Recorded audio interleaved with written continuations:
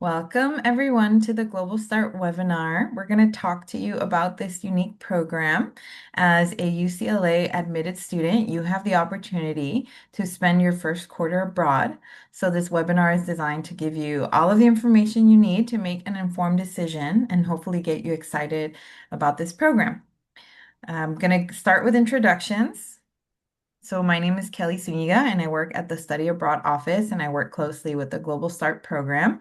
And I'm joined here by my colleague, who's going to introduce himself, and two of our former participants. I'm a UCLA alum, and I studied abroad twice when I was an undergrad in France. So I'm very passionate about this and excited to kick things off. Hello and welcome. My name is Robert Rodriguez. I'm one of the advisors for the UCLA Study Abroad office. I myself also an alum and also student participant and study abroad as well, studying the history of classical music in Italy, France, and Austria. And now we will go and allow our Global Star panelists to introduce themselves.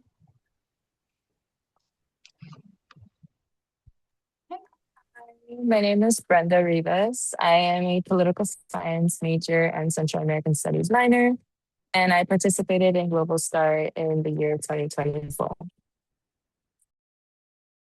Hey there, I am Emmanuel Rubio. I am a second year International Development Studies major student, and I was also part of the first cohort of Global Start students in 2024 and 2024 year. Thank you both for being here. I have to say that Global Starts attracts a special kind of student, very motivated, ambitious, globally curious, open-minded. So, this is you. This is a program for you. They are stellar individuals, and many of them have studied abroad or will study abroad again. But I'll let them share their stories. To start, we're going to do the information portion. So I'll pass it on to Robert to get us started. Once again, welcome. So here you see our agenda, which will highlight what we'll be talking about. We'll go step by step. We're covering things like the overview, housing, eligibility, um, funding, and then at the end we'll have time for a Q&A, and also you'll be able to hear from our program alumni.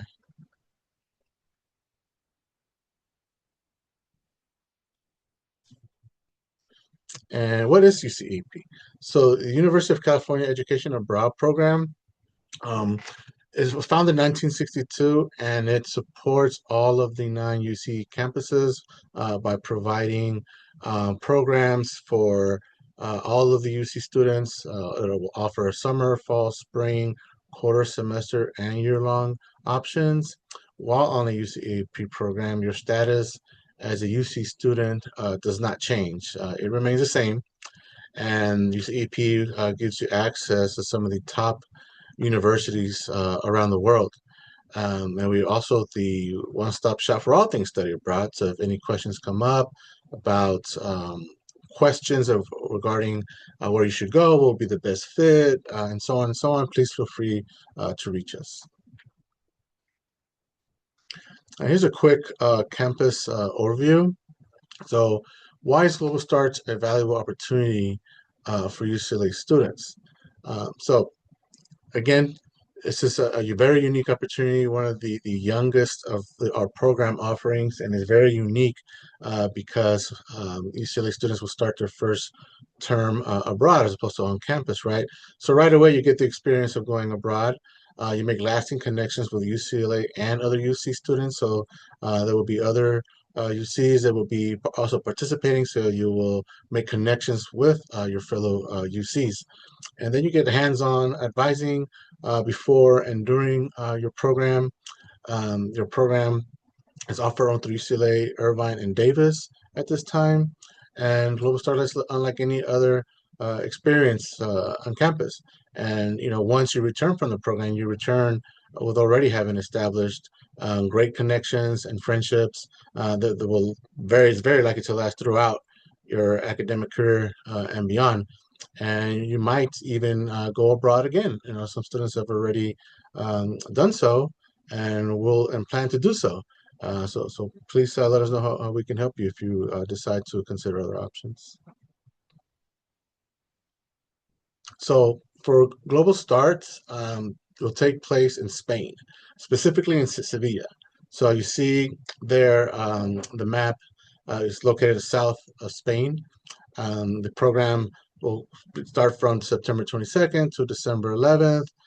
There will be workshops, extracurricular activities, and excursions that will be planned during your participation, in addition to your courses.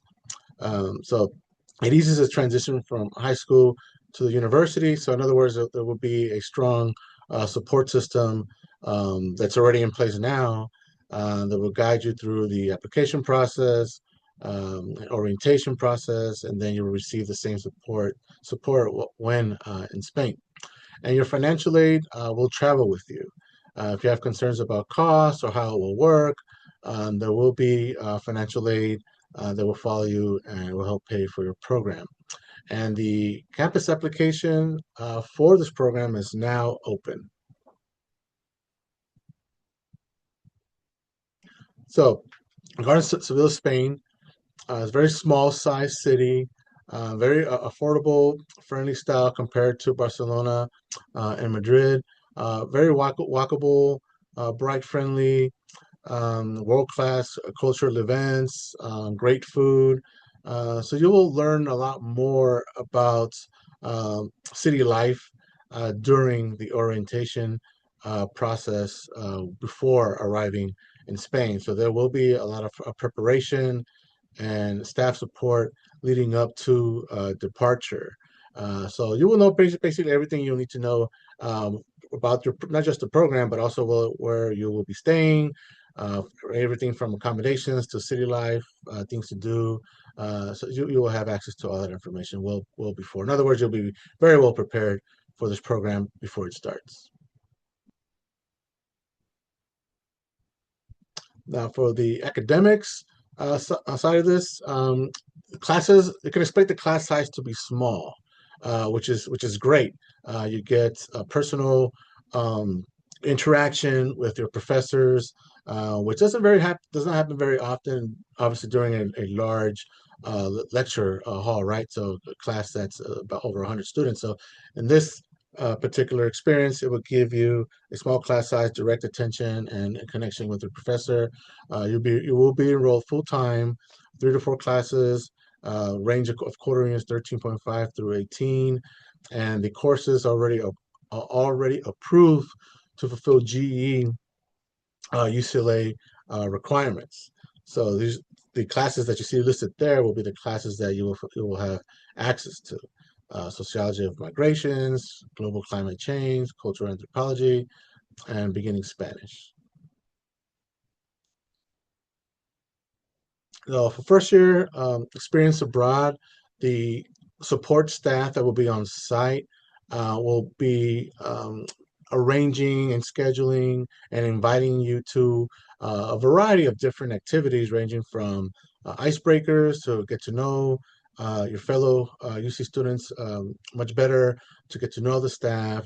We'll have also like some self-help activities like life skills, health and wellness, community building. So there's a lot already built into the program that will help you not just um, transition into a program in the fall, but also to get to know people and get to learn more about the culture. And it will give you also a hands-on opportunity to learn a lot about what the program has to offer. And student housing, so you might be curious about what student housing will look like. So it's 30-minute walk from the study center, 24/7 study areas, the reception area there until 10. So amenities will include gym, Wi-Fi, free coffee, local shopping, restaurants, and so on. Obviously we'll have some rules, right? So zero tolerance for alcohol and smoking, no overnight guests. So these are some very important details to know, and you will learn more about your student housing as we get closer to the start of the program. But we just wanted to highlight some key areas regarding housing.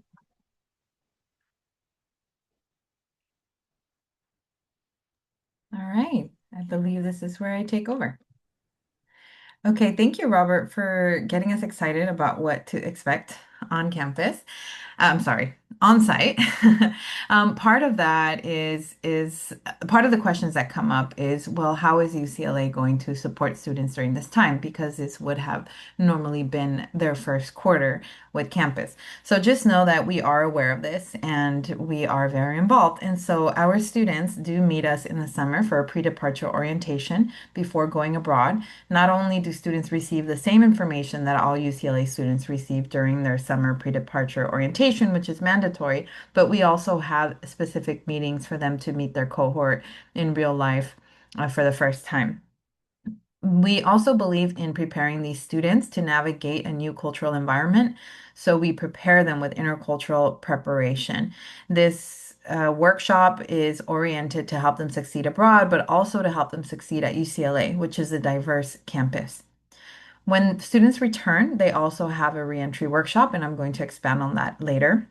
And as Robert said, financial aid is available to students, and our office can be the liaison between UCEAP and the UCLA Financial Aid Office. Now, another question that we get asked is how will students navigate housing when they come back? Well, the UCLA Housing Office does guarantee campus housing for these students. And so we send that information to students when they are abroad in their program so that they are aware when the applications are open and they can secure their housing for the winter quarter. So UCEAP is the system-wide office, as Robert explained in the beginning. They are also involved. We are partners in preparing our Global Start students to go abroad. They have their own set of pre-departure preparation, including webinars and information online. They have a whole portal dedicated to supporting students. They are also the ones that provide insurance, medical insurance for students to use abroad. They have a large team that provides health and safety support, so students receive a webinar, but there are also staff members dedicated to making sure that these students are going to be safe when they're abroad and that they're receiving any kind of notices. We know that the world is a uh, there's a lot of activity happening internationally, to put it lightly. And so the UCP Health and Safety team is keeping an eye on current events and sending out alerts and support as needed.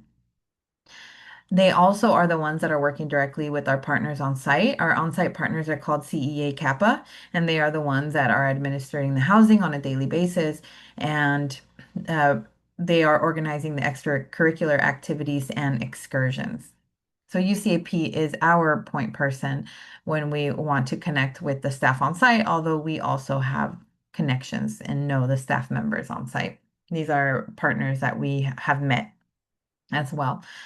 UCAP also helps arrange an optional group flight so students can fly. We together, we actually go to the airport and we greet the students and we send them off and we meet the families before they go abroad, whoever's there to drop off the students. So it's a very sweet moment to send these students abroad for their first quarter.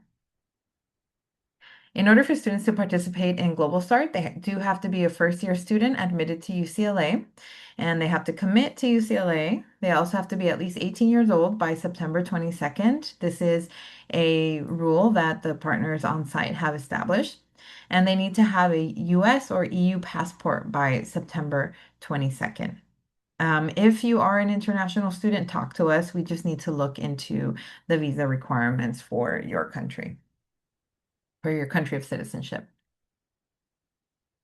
What does a program cost? The estimated total cost for this program is $22,127.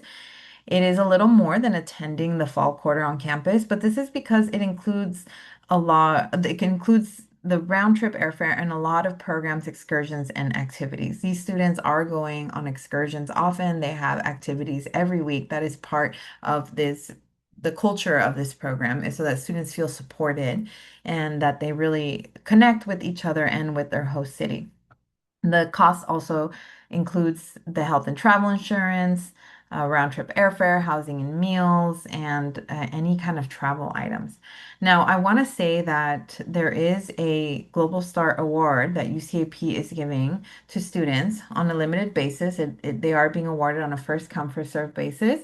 We don't have an exact number yet because we do have to distribute them system wide, but I do encourage you to apply as soon as possible if you want to receive this award, to increase your chances of receiving this award.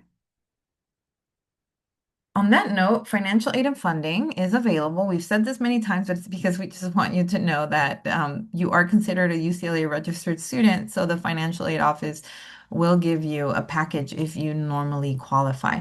Now, what could be included in your financial aid package? That could be scholarships, grants, and loans. Loans are also considered financial aid.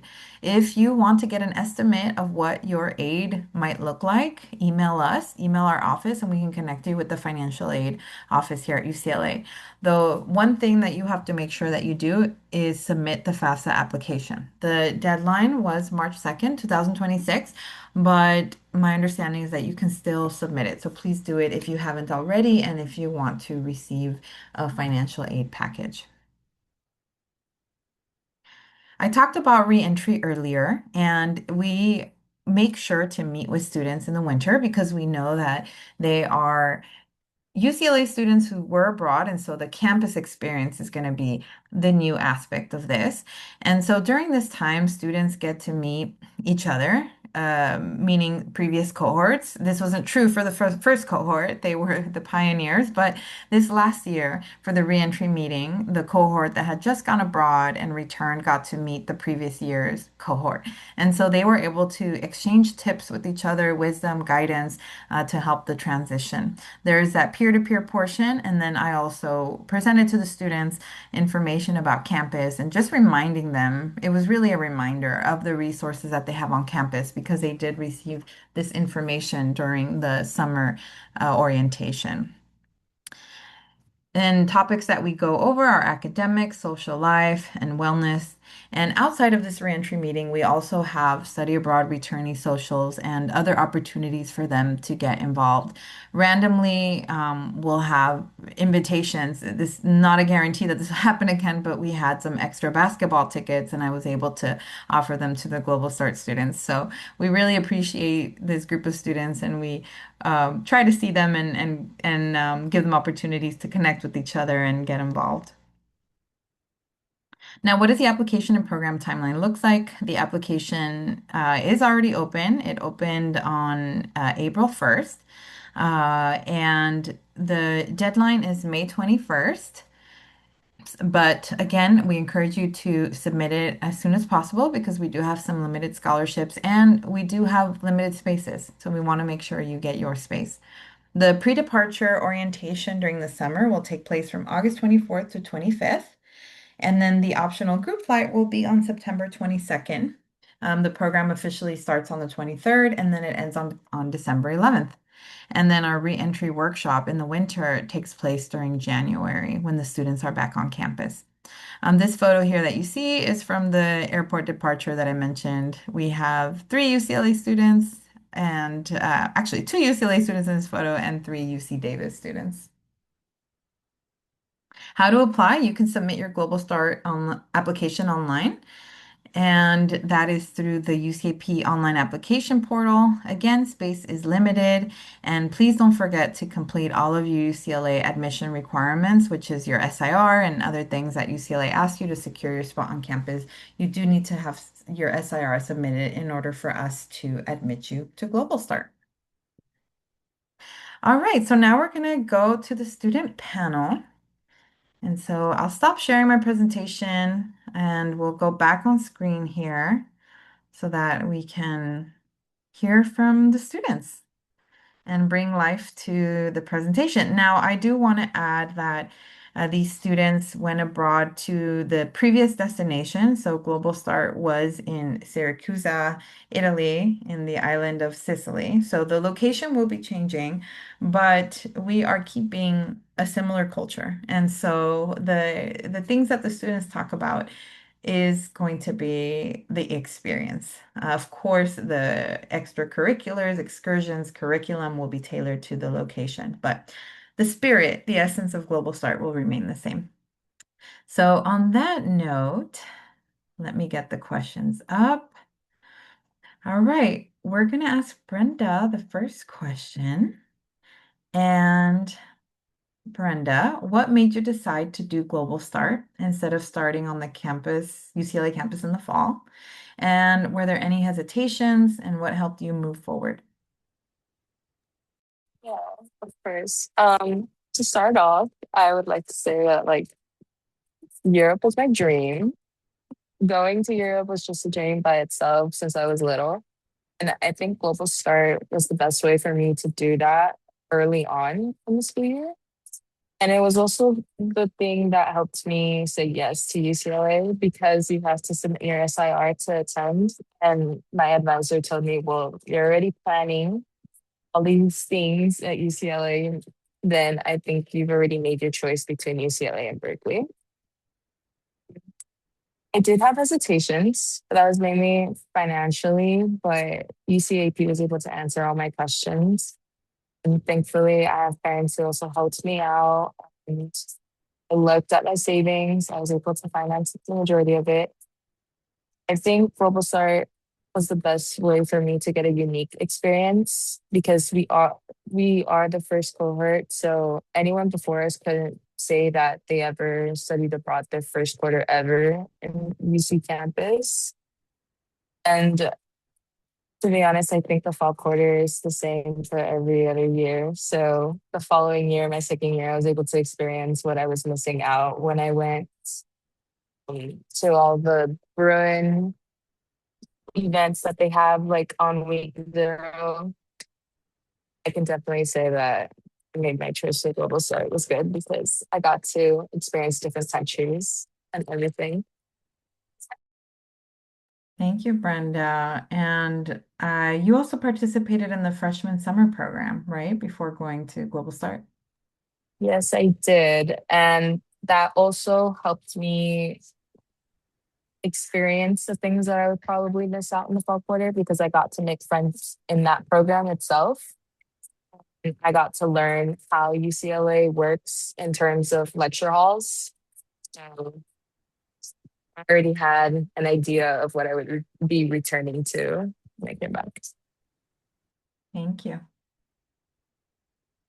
All right. So next question for Emmanuel. Um, was there anyone in your life, family or friends, who had reservations about you going abroad as a first year? If so, how did you navigate that? So yes, my parents did have some questions about me going international for the first quarter of my college experience. It is definitely something that is very unique of this program. And they were basically telling me to first experience the college life to then be able to decide where to go next. But I feel like the thing that made me stay in the program was first, I mean, it was the first opportunity of my life that I had to travel the world. So it was something that I was really looking forward to. And second, I feel like as a first generation college student, I feel like there is not a lot of things that we know about college in general or about just academics or counseling or anything like that. So I feel like that program was going to give me a head start in my situation so that I could compare how it is to travel abroad and how it is to travel here. I always knew that it was gonna place me in a privileged position because that was gonna allow me to compare different experiences. And they also offered several programs, several workshops, classes. So I feel like the program at the beginning, when I was reading through the descriptions, was very complete. So obviously, I applied. Thank you. And thanks for sharing that about your identity as a first-gen student because nationwide, we're better than nationwide in terms of access when we look at the statistics, but nationwide first-gen students are underrepresented in study abroad, as are STEM students, as are male students, right? And so I like that Global Star is an opportunity to increase access because all of the courses count for GEs. And so it makes it easier for some of those underrepresented groups to study abroad and be able to do it. So thank you for sharing that. Okay, next question for Brenda. What was a moment that surprised you? Something you didn't expect to feel, learn, or discover about yourself while you were there? The moment that surprised me was quickly I can become so close with with like a group of people, especially people that I didn't know. I only knew their first name because of the meetup we had before the program started. Because I attended a K through 12 school, so everyone that I had known throughout my life, I met them when I was as young as 5 years old and latest 10 years old. So definitely like having a close knit group that I have right now with the people that I went with the program was something that surprised me. Another thing was the independence that I had because I knew I was independent before the program, but I didn't know how well I was until I was there and I realized that I could actually do something without having to call my mom and ask her like, how does this machine work? Like, how do I cook this? Yeah. Yeah, it's Great. the little things. Great. Thank you, Brenda. Cool. Emmanuel, I have another question for you. Um, how did the small class environment feel feel different from what you expected college to be like? Uh, did the city feel like a classroom? Yeah, so the program was actually very different from what I was expecting college to be. I was expecting in college classes of 300 or 200 students in like the main lecture halls. However, in that program, it felt like I was getting a private level education because the classes were really small. Usually we had most of the times less than 20 students in each class. So every professor knew us by name. They could talk to us and ask us directly if we understood the material. And they were able to follow up better with us, like in a very personal way for our progress. And in terms of the city being a classroom, I totally agree because it was a totally different country, totally different language. We had to learn how to order food, how to go to a supermarket, how to navigate the streets and not get lost in our way to class. So definitely I learned a lot, not just in language, but just also in traditions and customs, in food, like systems. As me coming from Guatemala City, I could only speak Spanish or English before the program, but being there allowed me to practice and actually learn and apply the Italian language, which is the thing that it's one of the most important things for me when studying abroad. So you definitely get to learn a lot. Thank you. So it's not an exaggeration when we say the city is your classroom. Okay, Brenda, you had started talking about how this program helped you build independence. So can you give us some more detail, some examples of an example of a moment where you had to figure something out on your own and how that felt, how you navigated it? Yeah, I could mention a core memory that we have. Obviously, because you would be studying abroad in a different country, like they do things a different way. So, an example would be our grocery stores. Here, like if you were to weigh your produce in the bag, they'll they'll like put the price in the cashier. Over there in Syracuse, that's not how they do it. So, I managed to figure it out on my own by people watching our surroundings the first time they took us to the grocery store. And I saw the locals put the bags of produce that they would put on the scale. And then they would get a sticker from the machine and put it on the bag. That's what I decided to do because I'm like, if they're doing it, I should do it too. I don't think that was the same for Emmanuel. So we went to the cashier and I think it took us a while for Manuel to get the right sticker for his food because the cashier kept trying to find how to say it in English of what he was supposed to do. But he just kept going back and coming back. And it just kept being the wrong sticker. Like it would just weigh it or he'd forget the sticker or it'd be the wrong produce. But I was just proud of myself for that moment for actually being aware of his surroundings. And to this day, it's a memory that I laugh about. Sorry. But yeah, it was the time of my independence where I realized I had to figure out a lot of things on my own because it is a different country. Like it's out of my comfort zone. So learn new things by myself and also with the group. And then I know how to cook before the program.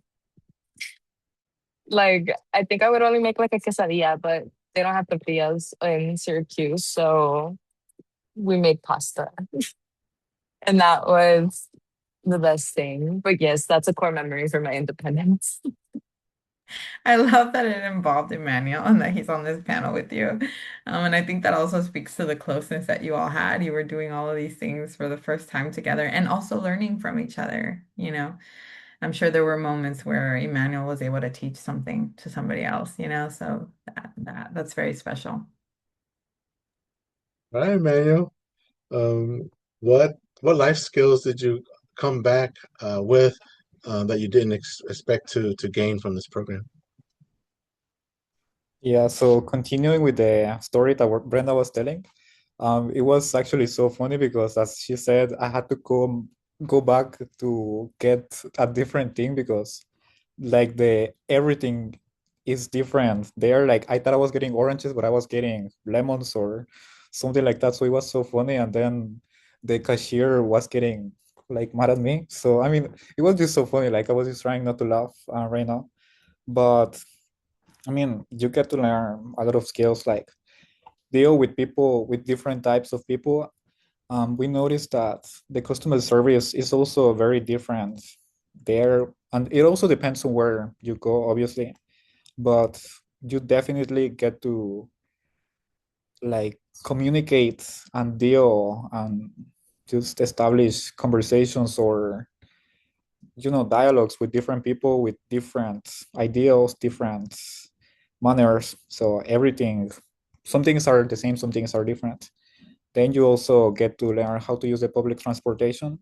For me, I have always used Google Maps for me locating myself. But when I was there, I had to download another app or another website which was not available in Google Maps. So you get to diversify where you get information from. And yeah, I mean, the language is a huge part. Like, I was not expecting myself to be able to conversate in Italian when I was at the end of my program. Cooking is a big part, as Brenda mentioned. Like, we were given like private kitchens, so we had the opportunity to learn how to cook. So that was like one of the most important things or changes that I noticed. And yeah, just basically independence. You basically have your own time. You decide how to work with your time to maximize your tasks that you complete. So I feel like the biggest part that you learn is independence. Thank you. Yeah, and cooking is one of those life skills that's so underrated in my opinion because it allows you to provide for yourself and it's a way also culturally to share with each other, you know, dishes from your culture during holidays. And then also just from a financial perspective, you know, when you're meal prep at home, you save money. So it's just such an important skill. Okay. So thank you for taking us abroad with you.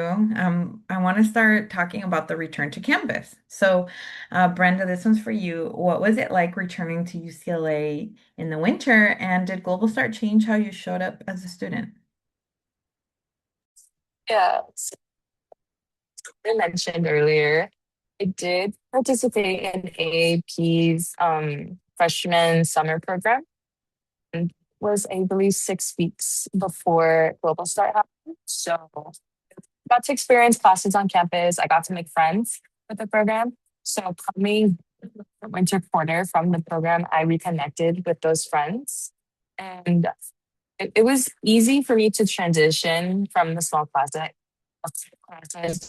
that we had in Jackson and Syracuse to the large lecture halls because I had already gone through it. But Global Start did change in my perspective and realizing that in small classrooms, more attention was able to be given to the students compared to the 300, 400 lecture halls that we have here. In UCLA, we have discussion sections or labs, and those would be the opportunities where like you can ask questions more. And if you need more help, like, they can give you more attention there.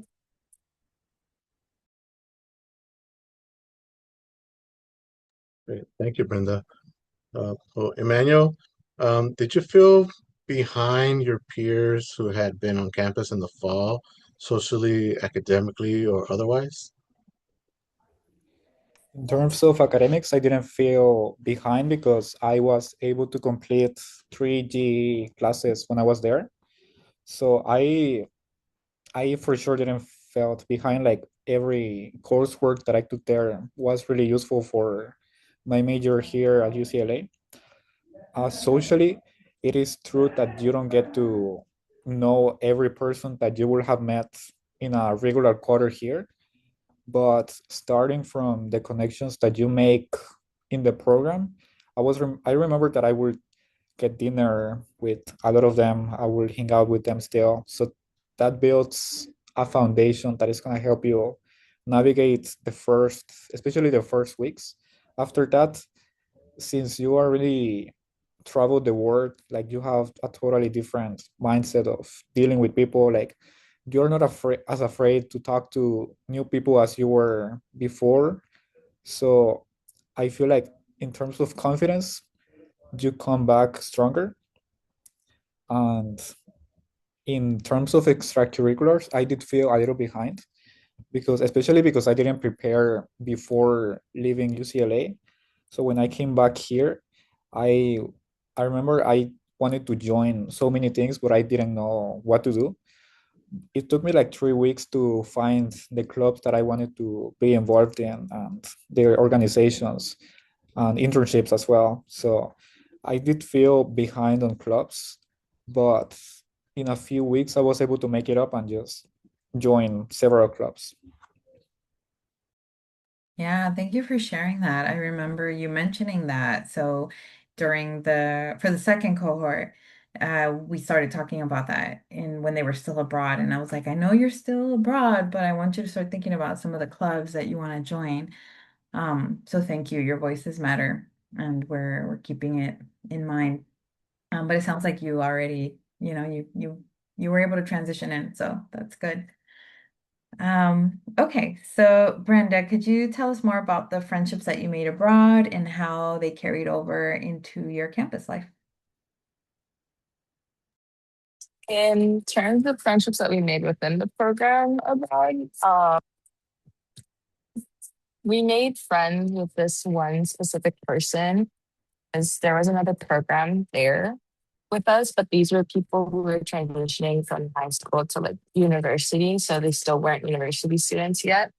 And we still keep in touch with him. I think he's in Ireland right now. And in terms of within the program itself, we still talk. We have an entire group chat and we tend to hang out at least once every quarter. I hang out with Emmanuel sometimes too. I'll see him when he's working in Kirkhoff. Or like Kelly mentioned, the basketball meetup that we had. We actually made friends with someone who went for cohort 2025. And we went ahead and tried the banana matcha that's given in Kirkhoff. But yeah, we're still pretty close. I have class with someone in the program, so we've been hanging out weekly now. And yeah, I'm still close with my roommate over the program as well. That warms my heart. I love seeing you all together on campus. Great. Thank you, Brenda. Uh, Emmanuel, what would you tell a student who's admitted to UCLA and unsure whether to participate in Global Start or not? First, I will tell them to prepare before they leave. They should take advantage of the time when they are still here and not there to get to know like the clubs that they want to be part of, the organizations that they want to intern or work for, and also getting familiar with the UCLA housing situation here, and also keeping up with deadlines. I remember last year or the year that I went to study abroad, I did not submit my housing application on time, but thankfully I was able to get still housing like in the last minute. But it's important to keep up with deadlines because in also enrolling with classes is important.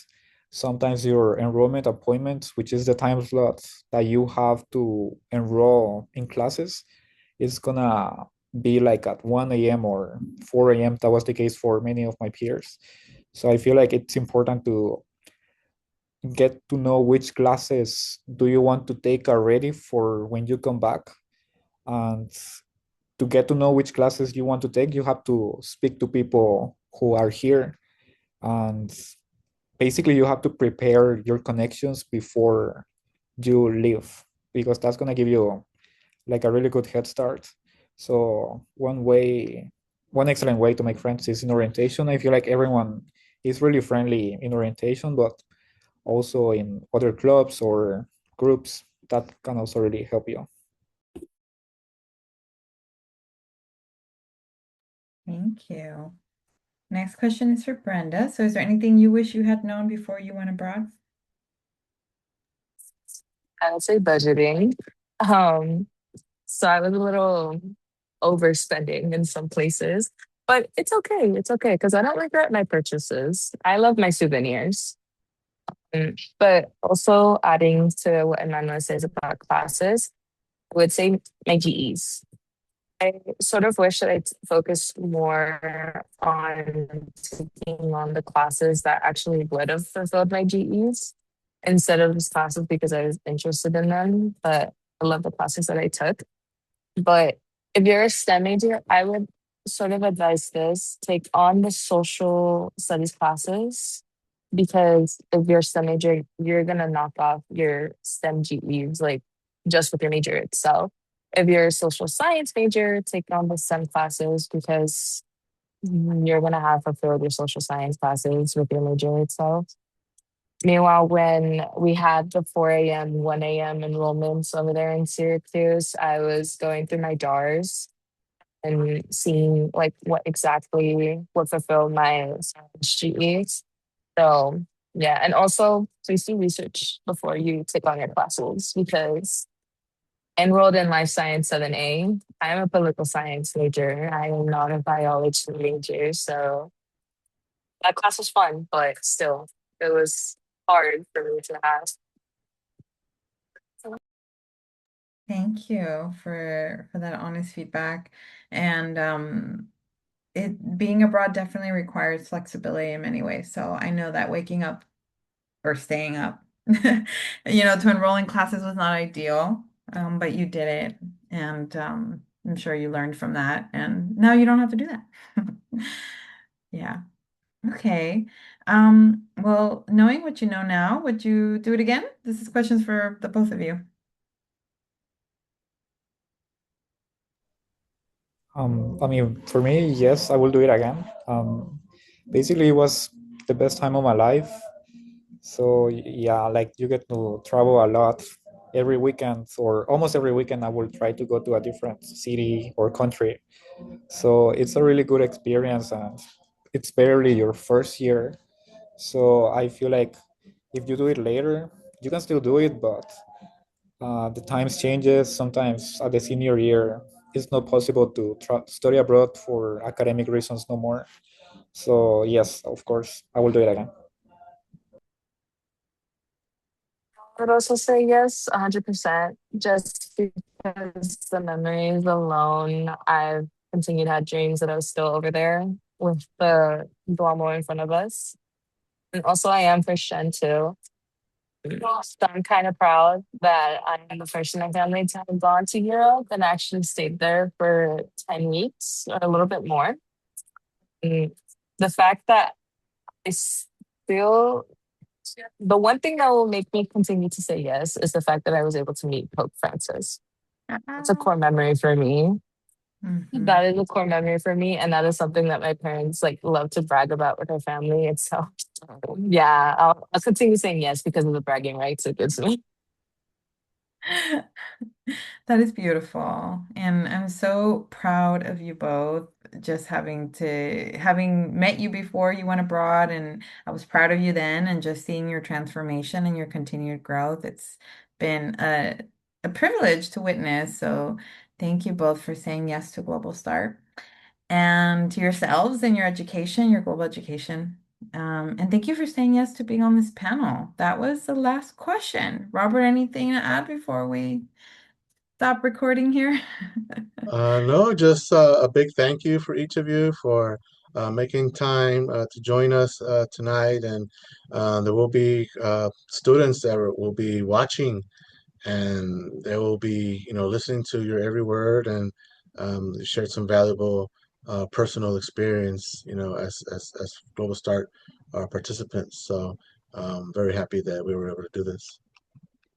Yeah, agreed. You're pioneers in every sense of the word. So thank you so much.